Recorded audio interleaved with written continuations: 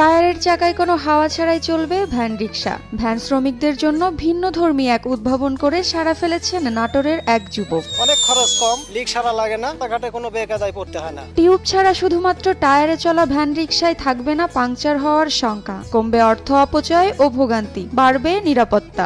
টিউবগুলা লাগালে একটা টিউব সর্বোচ্চ 15 দিন 1 মাস চলে। গরিব অসহায় মানুষ যা কামাই করে টিউবের পিছনে দিয়ে দেয়। টিউবলেস করার পরে এই টাকাটা আর লাগে না। মনে করেন মাসের মধ্যে 2-3টা টিউব লাগতো, খুব একটা বিড়ম্বনার মধ্যে পড়ে যেতাম আমরা। গরমের মধ্যে মনে টিউব থাকেই না। এখন 2 মাস হয়ে গেছে, ইনশাল্লাহ এর মধ্যে কোনো ঝামেলা হয়নি। এখন মাল লোড দিতে পারতেছে বেশি। রাস্তায় ভ্যান রিক্সা নিয়ে বের হলেই নানাস পড়তে হয় বলে দাবি চালকদের। কিন্তু নাটোরের সদর উপজেলার দিয়ার সাতুরিয়া গ্রামের ফজলুর রহমানের এই উদ্ভাবনে স্বস্তি দিয়েছে বলে দাবি তাদের। এখন এটা টায়ারটা খুবই ভালো, এভাবে করে নিলে টিউবটা খুব মজবুত হয় আর টায়ারটা গরম হয়। তেলটা দিলে টিউবটা খুব ঠান্ডা থাকে। আর এখন বর্তমানে আর এই কারণেই